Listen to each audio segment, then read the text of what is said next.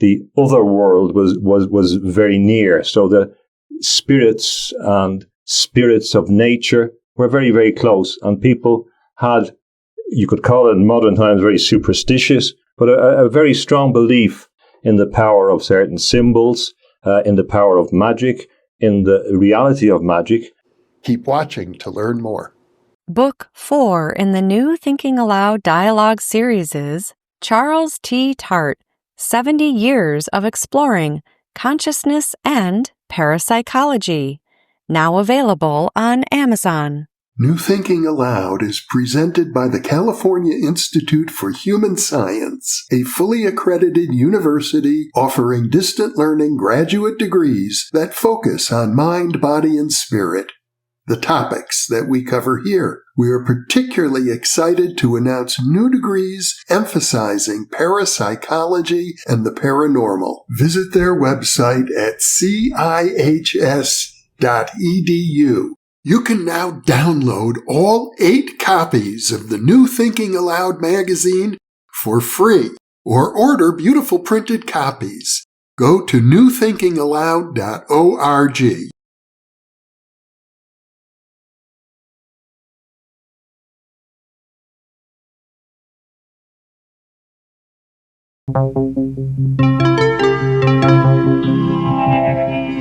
Thinking Aloud. Conversations on the leading edge of knowledge and discovery with psychologist Jeffrey Mishlove.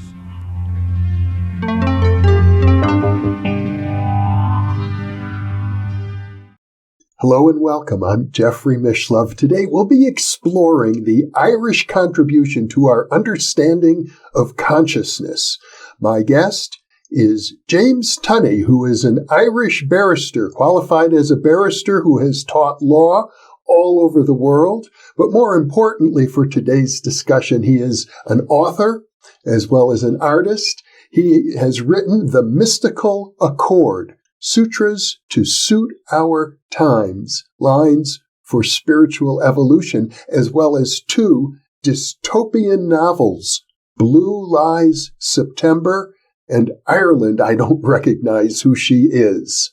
Welcome, James. Thank you very much for that introduction again. Thank you. It's a pleasure to be with you once again. Thank you for coming to Albuquerque. That's great fun. I appreciate your hospitality. Thank you. When we think of the Irish contribution to our understanding of consciousness, I begin to think right away of things like four-leaf clovers, because I had a dear friend, I've talked about her in other programs, Jana Janis, and she said she would hear the clover spirits talking to her, and they'd say, pick me, and she'd reach down and find a four-leaf clover, and she had a collection of hundreds of them, literally. And I know that kind of magic with spirits and the idea of a good luck charm and the four-leaf clover is somehow, in my mind, associated with Ireland. Yes, I think that's true. There's all kinds of variants of that. I would say that, and Ireland has changed quite radically and is modernized and a lot of good changes. But we can't obviously forget the past, and Ireland was, up till very recently, an agricultural society, a rural society. So there was a lot of people who were very in touch with the land, who were very in touch with the environment around them. And in Ireland, people had lived in the same place for a long period of time. So there was layers of meaning and custom and superstition which had grown up over the land. And associated with that was a very distinctive worldview, a very distinctive imagination about the nature of reality. And that nature of reality was very, very open to a whole range of phenomena around it. For example, the other world was very near. So the spirits and spirits of nature were very, very close. And people had, you could call it in modern times, very superstitious, but a very strong belief in the power of certain symbols, in the power of magic, in the reality of magic. And sometimes later on, this was mixed into Christianity. So the Christians took over the pagan sites that were there and realized that it had to have an accommodation. So some of the pagan figures, goddesses, became saints, for example. But it is true that Irish people do have a certain mentality, and it has spread around with the diaspora. If we can take the Jewish word for in that context, and the idea, it has spread around with the diaspora as well. So we still see surviving elements of things which we can trace back to Ireland. And in the United States, it's interesting that you celebrate St. Patrick's Day, which goes back to that era. Halloween is another Celtic festival about the time when the spirits are closest to the world. So that is an ancient tradition. It may have modern permutations and distortions, but it goes back to a pre-Christian era. So it's quite interesting. So yes, I can understand how a lot of Irish people, I can think of my relations and how they would have special habits. And even in Christian terms, they would bless themselves with particular things. They would sometimes put things out for the fairies. This is a similar thing in Scotland where I lived. Similar process with the kind of Celtic consciousness. Mm-hmm. Now, you shared with me earlier a wonderful experience you had at a very special site in Ireland known as Newgrange. Yeah. It's amazing that you're listening to me all the time, Jeff. I'm surprised. Perhaps to explain to people who have never heard about Newgrange. Newgrange is an ancient construction. The dates are estimated about 5,400 years ago that it was built. Although I have to say, I'm often skeptical about the dating of prehistoric sites, and there is evidence that some of the sites are difficult to date. So this is a construction which is built with two other constructions, Nowth and Doubt, and they're built beside the River Boyne, which is north of Dublin. It's not far from the capital city. So it's in the Boyne Valley, which has sometimes been called the Valley of the Kings in Ireland, because it has fantastic history. It's a really important spiritual site. So they built this construction on a hill, and on the 21st day of December every year, and for maybe the day before and day after, but particularly on the 21st day of December, which is the shortest day of the year, the sun rises at the extreme point on the horizon on its journey, and it shines into the chamber inside the mound through a roof box. The passage was built so it slopes up into the center. The light shines on that day and penetrates into the center of this mound, which is built with massive rocks. They took huge megaliths, huge stones, and took them from a number of places around. They brought them there 5,400 years ago, and they built this construction which still stands. It did fall into decay, and they have reshaped some of it, but the basic construction is still there. So it's a dramatic example, not only of great engineering. There's no water has ever penetrated into the central chamber. In the central chamber, the description of the chamber or the shape is uterine. So in many ways, it reflects the earth goddess, which I think Ireland was predisposed towards worshipping goddesses, in my view. The sun shines into the center, and there's a number of readings of that. We can't say for certain what that means, but obviously you could say, well, it was the material world, the earth was the feminine, and the sun god may have been a masculine, or it could have been that the spirits were establishing a passage of light back home to the sun. A number of different constructions, but I got the opportunity. I visited many times. There's fantastic carvings that you can find all around prehistoric sites around the world. You can see them there. Fantastic artwork. Fantastic evidence that they understood about the heavens. There's very good evidence that it was aligned with Orion. So its relationship to the Boyne is similar to the arrangement of the pyramids in Giza and the relationship with the stars as well, which is interesting. So they're obviously very conscious of astronomy, but I got permission it's a long time, 25 years ago, to be in the chamber on that day. So now it's very, very difficult. There are lotteries to get in there. I think the year before I was in, it was the Emperor of Japan had been in there. So they allow a few journalists and a few scientists and a few other people to get in. So you're in this chamber, in the darkened chamber.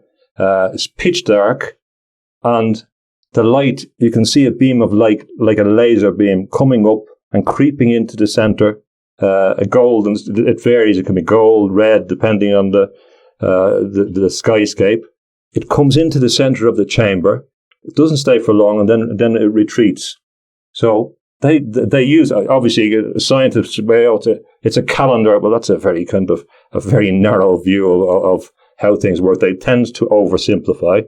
They can't explain some of the concepts. There are interesting theories about what this was. There's one theory that it was a giant battery. If you look at for example, you can get interesting theories. There's a lot of quartz stones around it. I think that aspect has been ignored because quartz stones are capable of piezoluminescence, which is where we can create light by putting pressure on stones, for example. I think they were aware of those things. With the Native Americans, the Ute in Colorado, they also use in their ceremonies crystals inside a leather bag, and they shake it, and it emits light, which is a similar phenomenon. So I think this was a familiar idea to prehistoric people, and it's obviously very inspirational. It's obviously some notion of rebirth, and it's a very, very deep and profound notion. And so it's a fantastic experience. Well, when I think of Ireland, I realize it's a very small country, not a large population. And in fact, I believe today many more Irish people living in the United States than in Ireland. Yes, yeah. And yet, for such a small country and also through much of its history, a relatively poor country, it has produced an enormous number of writers and poets and scholars and scientists. That's correct. I mean, I won't give you a long list, but it is very, very interesting when you look at people who have come from Ireland. Often they became celebrated when the parents had emigrated and they were able to flower in different countries. And it's quite strange, some of the people that have Irish ancestors that you might not expect. For example, Che Guevara, Charles de Gaulle, Elvis, we've discovered recently that his family came from Ireland. Muhammad Ali had his ancestors in Ireland. It's quite diverse. As well, of course, in American politics, the Kennedys and Reagan and Clinton. And if you go back, people forget about the earlier Ulster Scots Protestant contribution, because many of the early American presidents came from an Ulster Scots background. So Scots who had come to the northern part of Ireland and then came to the United States. And they exerted a profound influence in American political life. On the writing side, again, there's a big long list. Most people are familiar with. I think Dublin has 3 Nobel laureates for, maybe more, for literature. Recently, it was Seamus Heaney, and we can think of Beckett and Yeats and Joyce and Oscar Wilde and Bram Stoker and a whole long list. Jonathan Swift. Yeah. There's a whole long list. There's a whole long list of writers. And I think there's certainly odd preoccupations with Irish writers, which we can talk about. And then, of course, we can go back to Bishop Berkeley, who Yeats also writes poetry about. Bishop Berkeley is one of the singular most important people I can think of when it comes to the understanding of consciousness, the philosophy of mind. Yeats said that Bishop Berkeley, as he called him, God-appointed, told us that we live in a dream, and if we just turn away, that will go away. And actually, those theories of idealism are remarkably consistent with what scientists are saying today. Yeah. So it's when you read it first, you say, "Oh, that's strange," and then you begin to think about it, and then you look at, funnily enough, what science is saying, and it's corroborating some of those insights. And then, of course, Berkeley and California and Berkeley has been very important in my your life. Yeah, it's very significant, and it's a very significant locus, and it's Berkeley and California is very significant locus in relation to spiritual development and esoteric knowledge. Let's talk about William Butler Yeats, Yes, Nobel laureate poet, who was also a practicing magician, a member of the Order of the Golden Dawn. William Butler Yeats was an interesting figure because a lot of interesting stuff came from the Anglo-Irish, came from the mixture of the English and the Irish. So people outside of Ireland often overemphasize the antipathy towards the English, and it's a mistaken view. Some of the struggles were against imperialism; they weren't against the English people, and the English and the Irish got on well and mixed well and produced some fantastic and amazing people. So, in that context, when the Normans came to Ireland, for example, they had a problem after a couple of 100 years because they were being assimilated into Irish customs. And in fact, they had to introduce, in the 1300s, they had to introduce what's called the Statutes of Kilkenny, which were a set of laws which prescribed what people could do. It stopped people having long hair. It stopped people living in the Irish customs, for example. So Yeats was from a kind of aristocratic background, and he was very interested in the occult, but from a very particular emphasis. He was involved as a practicing magician, as we know. He also had by which we don't mean stage magic. No. So magic has been confused with illusionism and efforts and entertainment in that sense. But magic is a very real discipline that has been around for thousands of years since people could begin to do anything. Magic was there, and in fact, this is one of the eras where people don't believe in magic for the first time. But magic was seen to be a very powerful force, which is associated in principle with the exercise of the will, and in particular, utilizing the subconscious, unconscious, archetypal powers and drawing on them through methods of concentration and methods of ritual to transcend the rational mind, for example. So a lot of people who are rationalists were interested in magic. But Yeats had a bigger vision. My view was that he was trying to literally spell out a new Ireland, that his magic was not to gain powers himself. He really had a vision that he was creating a new Ireland through his practices. Now, he did it in a number of ways. He facilitated the growth of Irish theatre. He wrote his poetry. In his poetry, he incorporated all the legends of the Fianna, the ancient warrior caste, if you like. I don't know if it's the correct word in Ireland. The various heroes, the mythic heroes, Cuchulainn, the great warrior figure, Niamh, Emer, all these figures that were in the literature. He incorporated them and often used translations and played with the ideas and reinterpreted them. So he, with a number of people in Ireland, had come to the belief that there was something valuable which had been left in Ireland.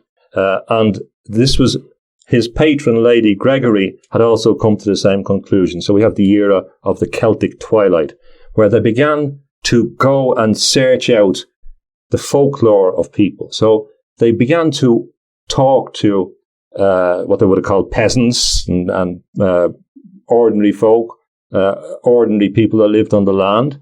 And they realized that they had a rich culture, an oral culture. And that oral culture was full of myth, meaning, magic, superstition, tales of the occult, tales of the other world, tales of ancient legend, tales of lands that were lost, tales of mystical land. The ordinary folk had it. It was a living tradition. This is the important point. It wasn't in books. It wasn't elsewhere. You had to go and talk to the people. And the people had them in their ordinary life. So it wasn't something they'd learned from a book. It wasn't something that they had been initiated into in some secret ritual.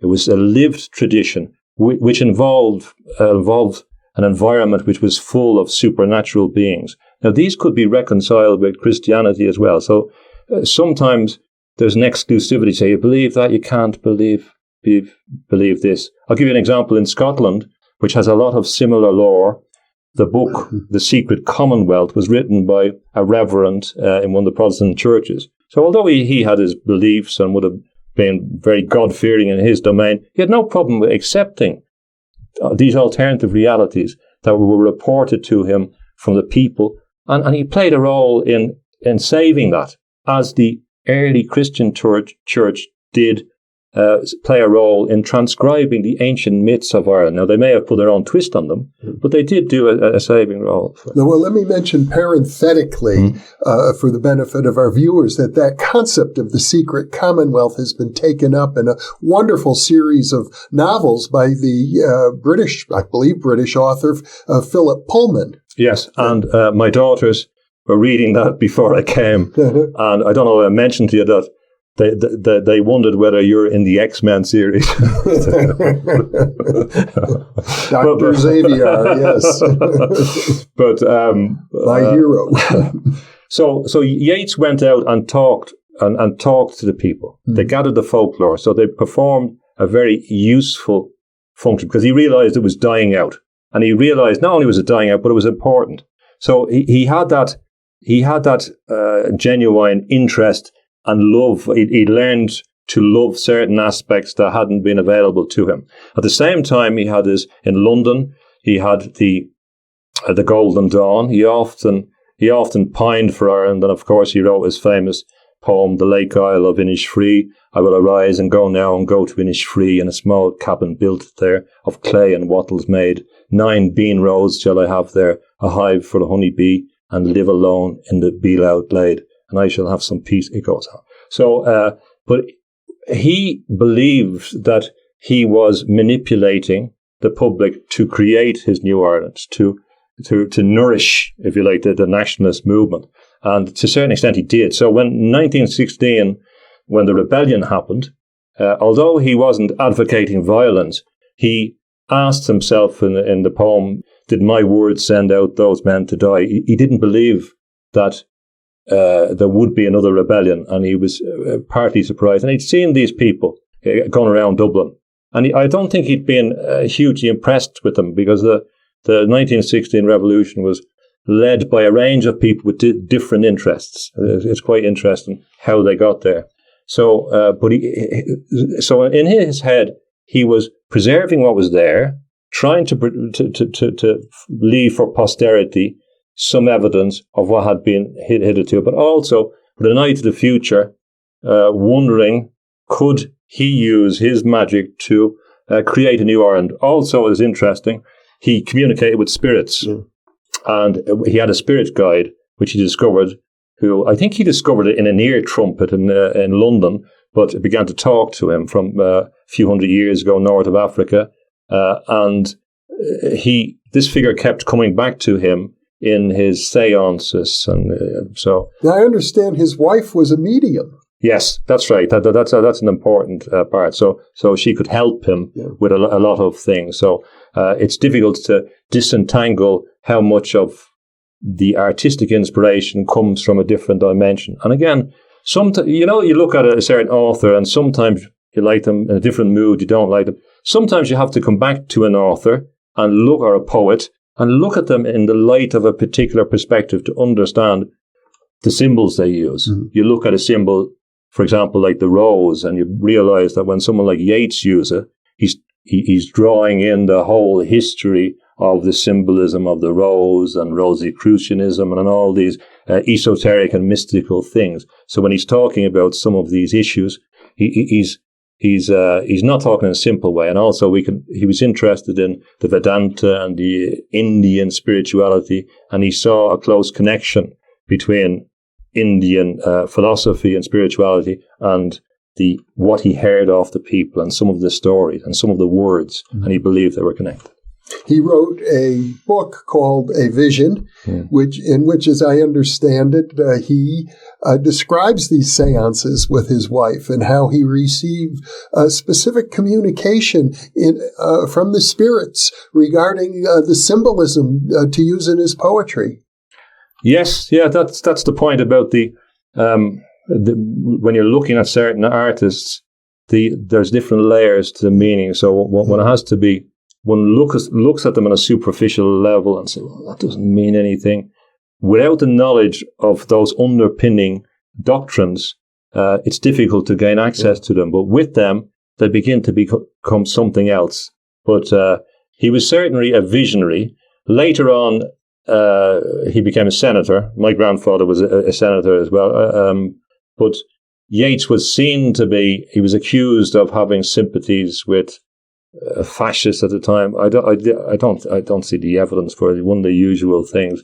But again, there was a general fear of this kind of association with nationality and mysticism in the context of how history evolved in Europe. So I can understand the fears, but I don't think there were.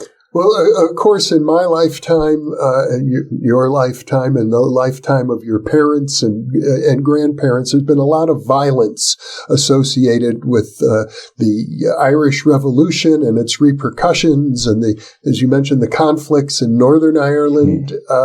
That must have also impacted the culture and even the mystical, spiritual sensitivities, and perhaps also the title of your novel, Ireland, I don't recognize her anymore.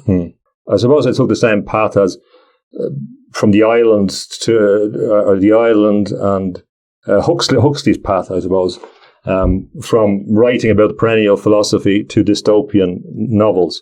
So Ireland, I don't recognize who she is. It's not a political novel, so I'm not interested in writing about contemporary politics or all that kind of stuff. I'm not interested in contemporary nationalism. It's just not what I'm interested in. And one of the reasons why I'm not interested in, because all my family on my father's side, going back for generations, were involved in the struggle for independence. So I'm just not interested at this stage. And in some ways, you can see that a lot of political struggles are futile in the end. What people do may not work out as they intended. It's different to struggle against something and struggle for something or create something. But anyway, and I'm not taken away from what they were doing or casting any aspersions at all. But for example, if I go back to my great-grandfather, I know that he was a member of one of the secret societies, and they were working through aggressive means for liberation and independence.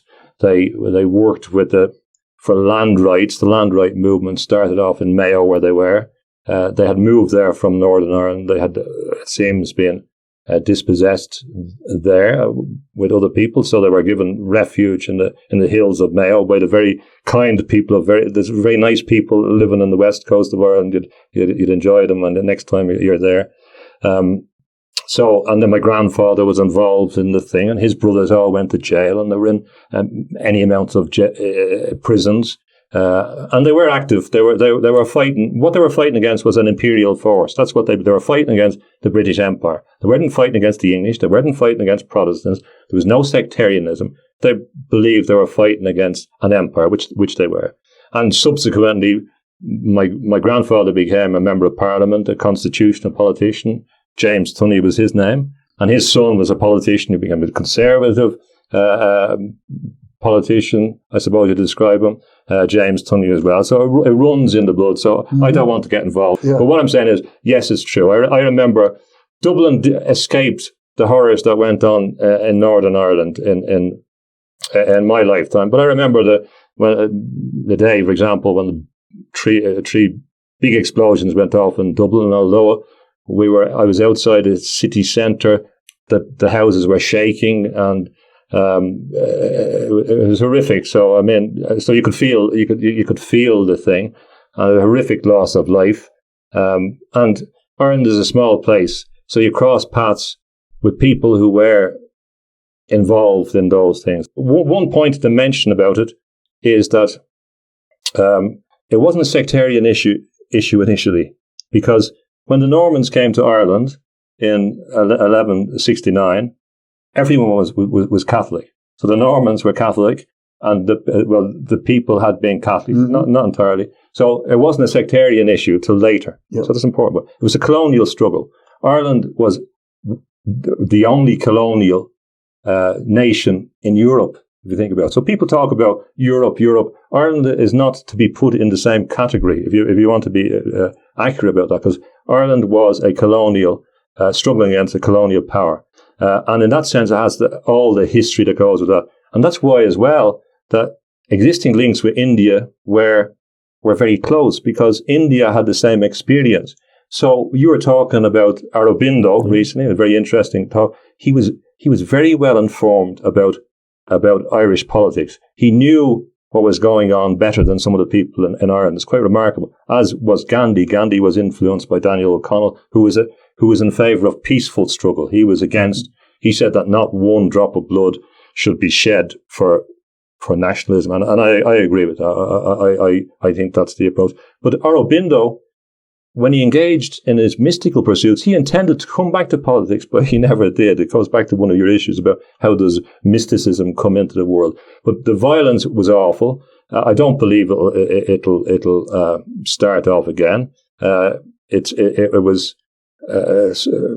violence is always a simple solution. Unfortunately, people think it's a simple solution, but it's not. It has long-term consequences. I don't support it. It did shape the consciousness, but it was always there. And unfortunately, the history of the empire was not good. So the people had a legitimate right historically to fight against injustice and oppression. And again, so I talked to my father's uncle, who was in jail, etc. Very, very mellow, nice man, very religious, very easygoing. And he didn't have any bitterness. He didn't have any bitterness against the soldiers who imprisoned him or anything like that. And he would have talked to people that had survived the famine. So, you're going back to another horror story. So Flann O'Brien mentions in one of his books, The Poor Mouth, about the history of Ireland. He said, one of the characters says, first there was one misfortune, and then there was another misfortune, and then a bigger misfortune came on that misfortune, and then a great big misfortune came on that misfortune, until finally a big grey misfortune came. So one can't go into to all those things.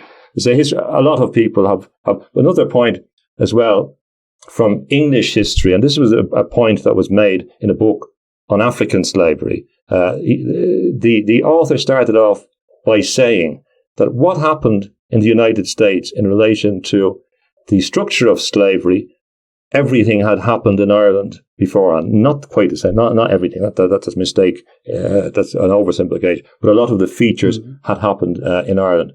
And they had also happened to the English poor people, the people at the bottom of the rung. They had suffered from the same imposition from the Normans, etc. So we had to be very careful about making these things about particular groups and being divisive. I'm against that process. So you pointed out, for example, that I think it was in the 16th or 17th century, there were Algerian pirates who came and captured Irish fishermen and brought them back to Africa as slaves. That's right, yeah. I mean, you don't hear some of these examples, but there was a whole village, and I think it was in Baltimore and Cork, which was, they kidnapped everyone and they took them back to Algeria. And there was a lot of sea traffic between, Ireland seemed to be remote, but it's not remote if you're traveling by sea. So there were Algerian pirates. There's evidence that they used to take fishermen that were out in their boats. They certainly did that raid in Baltimore. And they were sometimes conscripted by Irish rebels. So one of the great figures, again from Mayo, in Irish history is Grace O'Malley. So Grace O'Malley was the pirate queen. So she was a very strong, independent person. She captained ships. She robbed other ships. She conscripted, or she got the help of Algerian pirates as well, it seems. And she got into trouble for fighting against the British Navy. So she went to London. She went to Greenwich. She had an audience with Queen Elizabeth I. So this is quite remarkable. So you have an Irish and English-speaking woman coming from Ireland that regarded herself as a queen, meeting Elizabeth I, one of the most powerful figures in history, and they met in Greenwich. They seem to have got on very well, and Queen Elizabeth I seems to have treated her as her equal, and she was interested in her experience as a woman leader in that condition. And they communicated in Latin. Mm. So she got what she wanted. She sailed back to Ireland. When she came back to Dublin, she arrived into Howth, which is outside Dublin. I don't know if you've been there, just the coastal, the port, the harbour. And she arrived up at the castle, and she asked for hospitality. Now, the laws of hospitality in Ireland were very strong. That you were compelled to be hospitable to strangers, to travellers. It's quite remarkable from the old system of Irish laws, which we may talk about. And they wouldn't give her lodging, so she kidnapped the son of the castle and took him back until she. Now, this castle, Howth Castle, has been in the same Norman family for 800 years, and only recently they sold it. So they had been, and they always since then retain a plate for a visitor that might come to this day. To that day, it's remarkable. Interesting story. Yeah. Let's talk about Oscar Wilde, another great Irish writer who had, as you've explained to me, I didn't really realize it, a deep interest in the mystical. Yeah. Oscar Wilde's mother was a formidable figure who was very open to Irish culture, the other world, the legend. She was into that. So Oscar didn't appear to be on the surface so interested in that. He wanted to conquer the world in his own inimitable style. So he went a different route. There's interesting connections as well. Like, for example, I think Oscar Wilde's wife used to be the girlfriend of Bram Stoker. This is how small. This is how small. The author of Dracula. Of Dracula, yeah. Another Irishman. Yeah. It's incredible. Ireland is very small. That's one of the main features. So your paths are going to cross. There's more possibility of meeting people in the smaller things than elsewhere, than a big spread out country. There's some evidence of a slightly mystical bent in some of his writings. If you think of a portrait of Dorian Gray, yes. It's quite interesting in relation to the self, and there are elements to that. It's kind of neglected. It's kind of frightening novel. Definitely, he had elements of magic. Yes, magic, and also at that period, you had Robert Louis Stevenson, Jekyll and Hyde. You had this idea of a division in the personality, two types, and it was a very strong idea going around at the time, associated perhaps with the process of modernization, the dark shadow. For viewers who may not be familiar, the basic idea is that this portrait keeps growing older and older, but the man, Dorian Gray, maintains his youth all the time as his portrait changes. That's right. So the portrait is a reflection of his true self, or his inner self. So it's a complex notion in that sense. And it is kind of scary in a very odd way. So, and in some way, obviously, this is going to reflect Oscar Wilde's double kind of life that came about. He was in his lifetime very famous. He was one of the most famous figures. He was a mesmerizing conversationalist. He was a dandy. He dressed very well. He was very imposing. He was very witty. He could come out with one-liners, the best one-liners. There's so many, but he did make one that I like. He said that when bankers get together, they will talk about art. When artists get together, they will talk about money. So I thought it's quite profound.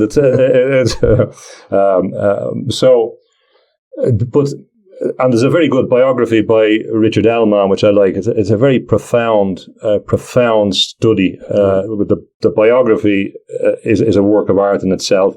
But when you follow the course of his life, it's interesting where he started and where he got to. So he goes to the top, and then of course we have to have the fall, and he fell terribly. So he was a very sensitive man, and it's difficult to understand why he took the challenge of the Marquess of Queensberry and got engaged in the court case, or went ahead with the court case. He was, if I recall correctly, he was convicted for homosexual crimes. He was convicted under I think it was the Offences Against the Person Act of 1861, which survived up until recently into my lifetime in Ireland. And a person that I've met, Senator David Norris, challenged that successfully, and it led to the decriminalisation in Ireland of homosexuality, which had existed from the UK legislation. So he didn't have to go ahead of the case. Recently, I began to think about and reading some material which indicates that his mother may have pressurized him not to run away from the trial, or there may have been the idea from his mother that he shouldn't run away from this. It's interesting. And maybe in some way, he was destined to be a martyr figure, although he didn't want to be, but he was destined to be. But when you read what he has written when he was in jail, it's one of the most profound statements of kind of human experience. And what was interesting, when he was being transported to jail, he was one of the worst experiences of his life. He was I think it was at Clapham, he was on the train station, and he was surrounded by a bunch of people who spit and cursed and ridiculed him. And he found that very difficult. He couldn't get over that. It kind of really affected him. But strangely, when he went to prison, he said the prisoners were very kind to him. And he said that one other prisoner said to him, we realise that it's more difficult for someone like you in here than it is for us. So he endured hard labour.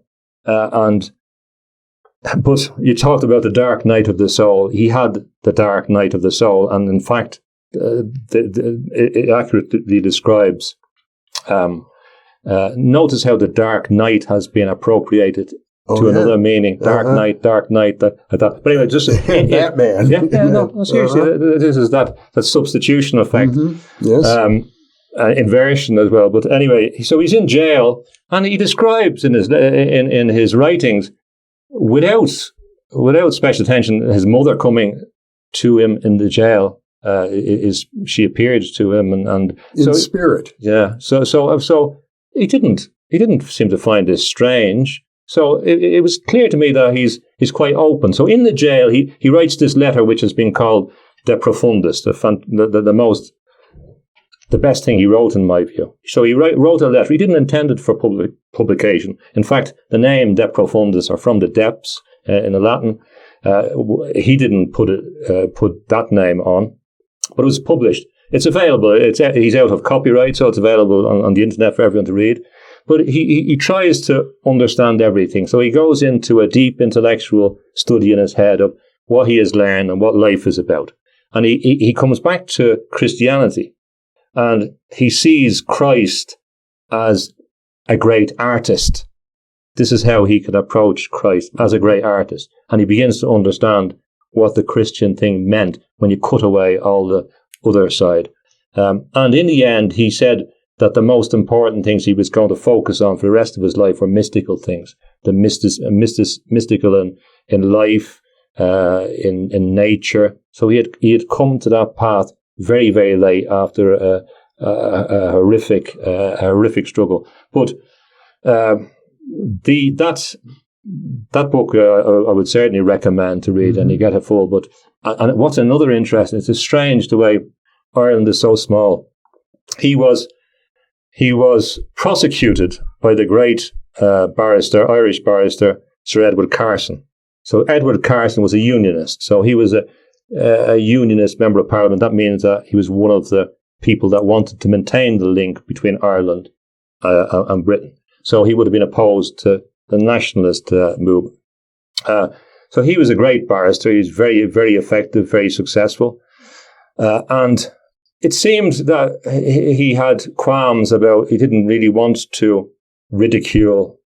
He didn't want to set out to be too sadistic or whatever in his dealing with Oscar Wilde on the trial. And Oscar Wilde saw this also as a kind of theatrical performance, which, but one should never regard the court appearance as a theatrical performance. That's a free legal advice to anyone that's watching. But, even if they wear wigs. But Sir Edward Carson had actually gone on holidays with Oscar Wilde as a child. Oh. So imagine they're playing on the beach in Waterford, and then the wheel of history turns around and he's prosecuted. It's incredible. So it was a successful prosecution under the law because the barristers are following what the rules say. The problem was not, the problem was with the rules. Because of my own interest in parapsychology, my professional interest in parapsychology, I have to bring up Eileen Garrett, a very important person in the history of parapsychology and very Irish. She was born in County Meath, not far from Newgrange, funnily enough. Now, I'm not saying that had any impact on her, and she had a particularly traumatic background as far as I remember from in her upbringing. But what I would suggest is that there was some openness in general in the people to the other world that manifested itself, not just in, say, the Catholic tradition or the peasant tradition, but also for the aristocracy and in the Protestant tradition. So we can't put it into one camp. It affected a lot of people. So she was a very significant figure. And as far as I recall, she had success in relation, if you want to call it that, in relation to the predictions about the airship in particular that crashed. And so she has some specific results that demonstrate she was a trance medium. Yeah. She went into trance. She worked with many scientists. She was very important in bringing together the scientific community to study the phenomenon of mediumship and trance, and she was very open to any interpretations. Yes, and as far as I recall, at the end of her life, she didn't ascribe any deeper meaning. She was quite.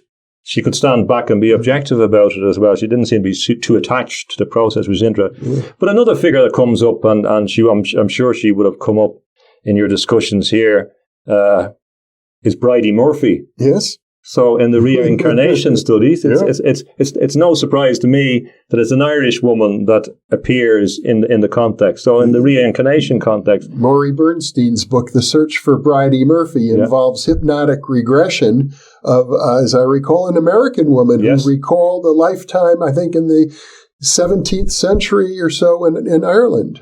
Yes. So I mean, that's another interesting connection. You say, well, is that an accident or what? So there are a number of figures that came from Ireland, as we can see as well.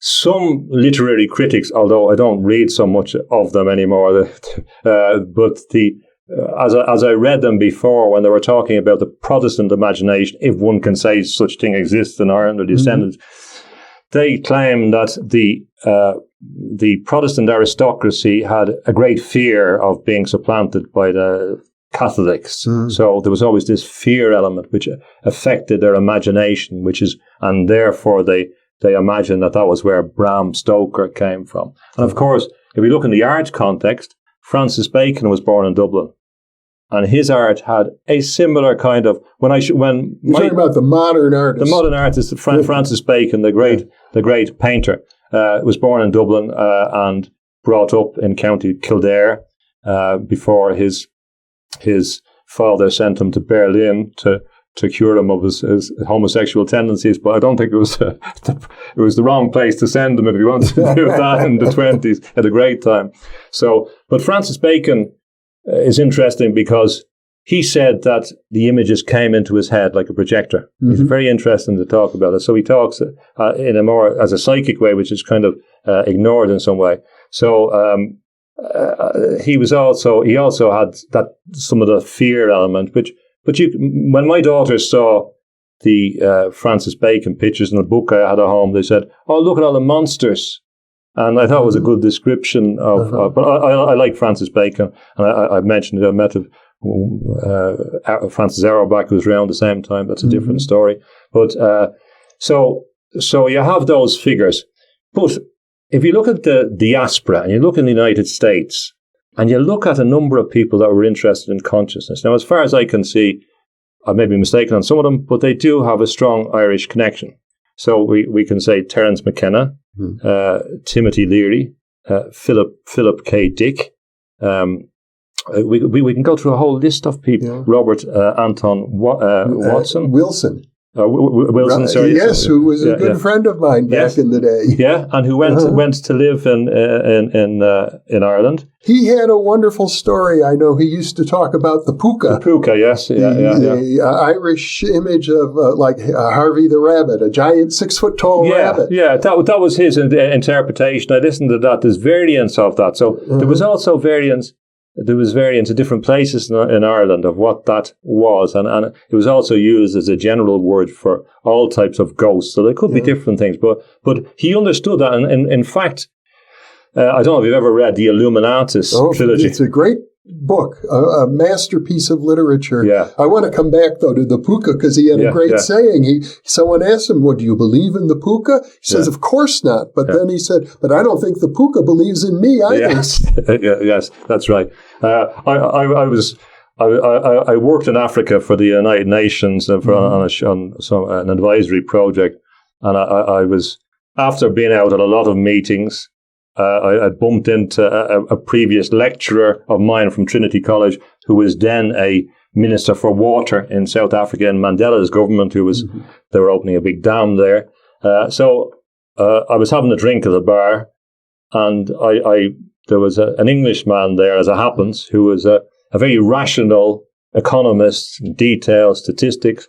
And I thought in conversation at bars, you talk about things like fairies and all. So I began to tell him a story that one of my relations had told about seeing fairies. And he got up and walked away. He looked at me like that. And I've had that experience, telling people about my research with Ted Owens, another fellow who probably had Irish ancestry. But, before we close, we really have to talk about James Joyce. Yeah. I mean, this man revolutionized literature. Yeah. And it really brought the subconscious mind into the realm of consciousness through his writing. That's a good point. That's a very good way of saying it. That's actually a better way of saying it than I could have conceived it. But let's just refer to who James Joyce was. So James Joyce starts off, he was educated by the Jesuits. He wanted to write. He wrote a series of short stories called The Dubliners, including the short story The Dead. Some people have claimed it's the best short story in the English language. I think that's a bit overblown, but it's interesting. He wrote that for the Feast of the Epiphany, Little Christmas in Ireland, and it's an interesting little. It was made into a wonderful movie. John Huston, John Huston came to live in Ireland, of course, as well. He lived in Ireland, the film director. So Joyce then moves on, portrait of an artist as a young man, portrait of the artist. He's beginning to think, which path will I go in life? Will I become a Jesuit priest, or will I? And then there's this scene where he sees a girl on the beach, and he said, "No, I'm not going to be a priest. I'm going this route." Actually, in Clontarf, and another figure who lived in Clontarf was Schrödinger. Erwin Schrödinger. De Valera invited to Ireland. He lived there for a substantial period in that area. De Valera being the political leader. The president of Ireland, who I met when I was small. Another story. But so then Joyce explores language. He looked towards Ibsen and Strindberg, who I've also written about in Swedish, and he was influenced by them. I think that Strindberg was the biggest influence. A lot of critics say it was Ibsen. I think it was Strindberg. Joyce didn't acknowledge that. I think he didn't acknowledge it because he took so much from Strindberg. Strindberg was a real pathfinder. Strindberg, who was also a mystic, an alchemist, who had gone through various experiments to try and find the meaning of life in Paris, as evidenced in the book Inferno. So Joyce writes Ulysses, which is about Leopold Bloom, who is a Jewish figure who walks around and spends the day in Dublin and has various adventures. It's based on the myth, obviously. And then later on, he goes to Finnegan's Wake, which is very important for Joseph Campbell, who was, of course, another great Irish American who was interested in consciousness. Yeah, the great mythologist. The great mythologist, anthropologist, and he was very much into Finnegan's Wake. Mm-hmm. And Finnegan's Wake, whom I had the pleasure of interviewing. Campbell? Yes. Yeah. I think your name dropping too. I can't beat you. I was talking to you this morning. I was talking to you last night, and I mentioned the names. Fairbairn, yeah, you met him. Father Malachi Martin, another significant Irish figure, interested in exorcisms, the devil, all that kind of stuff, history of the Vatican, Fatima, and you've interviewed him, so it's quite incredible. So that's impressive. I have to say, though, my interviews with Joseph Campbell are not available. That's a shame. Yes, the Joseph Campbell Foundation insisted that they owned the rights to them and that we had to remove them. So they're very hard to get any longer. But maybe you'll have to talk to an Irish copyright lawyer that might be able to help you. I used to teach that. Anyway, so Joseph Campbell looks to Finnegan's Wake, and also Finnegan's Wake was important for Anthony Burgess, who wrote A Clockwork Orange, and what Finnegan's Wake is Joyce trying to interpret what the nighttime is, so language is broken down, it's deconstructed, it's reformed. He refers to loads of different languages, loads of different concepts. H.G. Wells hated it, for example, which I'm not a great fan of H.G. Wells, as we can talk about another. But so it's a very difficult book. It's not a book that you can read from cover to cover, or you should. I don't think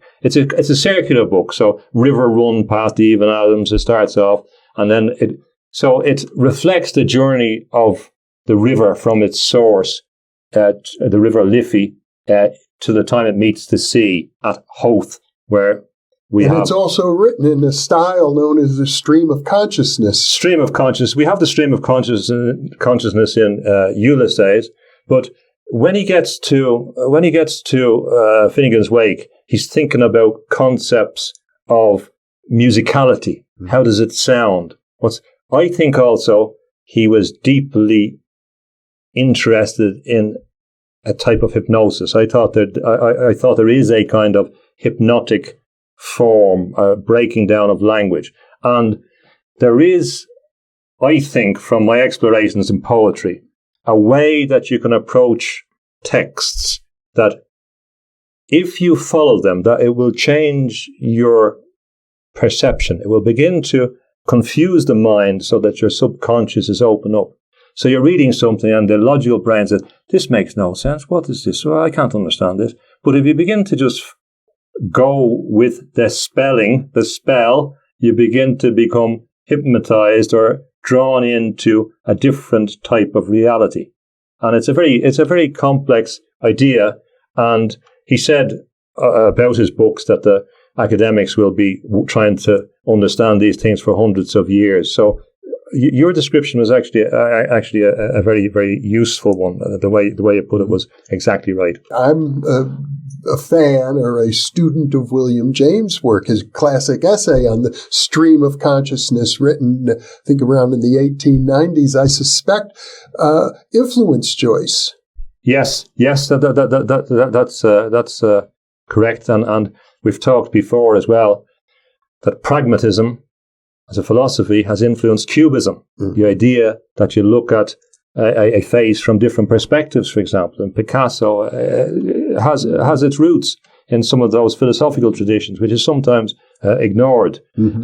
So when the end of Joyce, when I think about what he was trying to do, it's still, in my mind, it's unclear. It's difficult. I have to keep revisiting to say, well, what is it he wanted? He said himself, well, what's my work of art worth in the end? It's worth no more than a pound of butter, and the price. So, and to some extent, that's true about all works of art. But there is an interesting idea. I think, for example, the word quark comes from James Joyce. Yes. So he invented words and people went to look there. And you could use it in a way, and I'm not reckoning, but you can use it to facilitate the imagination in relation to perceiving how things will unfold in the future. Sometimes you can approach these texts with a different frame of mind. And in the same way as you might approach the I Ching, as Jung would have approached the I Ching, and find synchronicities, or use it to bring your mind somewhere else, or use it to escape from unduly narrow micro focus in your mind when you can't escape from Well, James Tunney, I have to say, you are a scholar and a poet and an artist, and you have brought to this discussion, by your very words, a kind of sensitivity to the nuances of consciousness that I think are the very embodiment of what we're trying to get at here, the Irish contribution to our understanding of consciousness. Thank you so much for this discussion. Thank you. I appreciate those kind words, and you're a very good facilitator of that process. Thank you. And thank you for being with us.